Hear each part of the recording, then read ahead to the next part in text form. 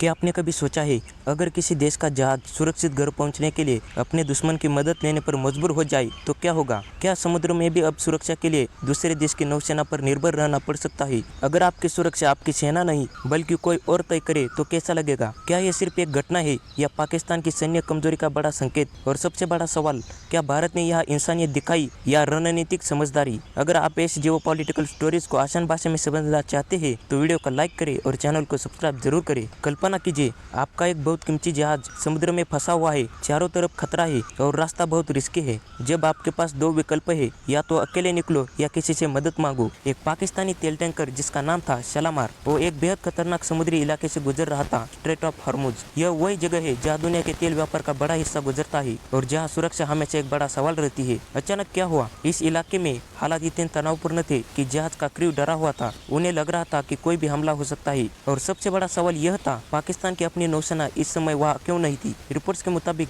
Pakistani navy की presence कमजोर थी। अब यहाँ एक सरप्राइजिंग ट्विस्ट आता है। पाकिस्तान ने मार्गदर्शन और सुरक्षा के लिए मदद मांगी और जिस देश से मदद मांग ली थी वो था भारत, इंडियन नेवी। इसे ऐसे समझो, आप एक ऐसे रास्ते में फंस गए हो जहाँ खतरा है और आपके अपने लोग मदद नहीं कर रहे, तो आप मजबूर होकर उस पड़ोसी से मदद मांगते हो जिससे आपके रिश्ते अच्छे नहीं थे। यही सिचुएशन यहाँ बन गई। भारत ने बिना देर के जहाज को सेफ पैसेज देने में मदद की, रूट गाइड किया, सुरक्षा सुनिश्चित की और सबसे इंटरेस्टिंग बात, ये सब ह्यूमैनिटेरियन बेसिस पर किया गया। भारत ने यह कहा, समुद्र में कोई भी इंसान खतरे में हो हम मदद करेंगे, चाहे वो किसी भी देश का जहाज हो। कुछ समय पहले इसी रीजन में एक और घटना हुई थी। ईरानी फोर्सेस ने एक भारतीय तेल टैंकर पर फायरिंग की थी, जिसके बाद भारत ने अपनी नेवल प्रेजेंस बढ़ा दी थी। ये समुद्री रास्ता सिर्फ एक रूट नहीं है, ये दुनिया की ऑयल सप्लाई की लाइफलाइन है। अगर यहाँ कोई भी डिस्टर्बेंस हो जाए तो पूरी दुनिया की फ्यूल प्राइसेस पर असर पड़ता है। पाकिस्तान में इस घटना के बाद मीडिया में हलचल मच गई। कुछ लोगों ने अपनी नेवी पर सवाल उठाए और कुछ ने भारत की मदद पर नाराजगी जताई। इसे ऐसे समझो, अगर आपके घर में आग लग जाए और फायर ब्रिगेड देर से आ जाए तो आप पड़ोसी से पानी मांगकर आग बुझाने की कोशिश करोगे, लेकिन बाद में लोग यही सवाल पूछेंगे, अपनी सिस्टम क्यों फेल हुआ? अब असली सवाल ये है, क्या यह पाकिस्तान की कमजोरी है या भारत की स्ट्रेटेजिक डिप्लोमेसी या फिर सिर्फ एक नॉर्मल सेफ्टी ऑपरेशन? इस घटना ने तीन चीजें दिखाई। मैरीटाइम सिक्योरिटी कितना फ्रेगाइल है, इंडिया की ग्रोइंग नेवल स्ट्रेंथ, पाकिस्तान की ऑपरेशन डिपेंडेंसी। पाकिस्तान के मीडिया में इस घटना को लेकर डिबेट शुरू हो गया। कुछ ने इसे एम्ब्रेसिंग मोमेंट कहा, कुछ ने इसे इंटरनेशनल ह्यूमिलिएशन कहा। भारत ने डायरेक्ट बयान नहीं दिया, लेकिन एक्शन ने साफ मैसेज दिया, we are responsible global power, we help even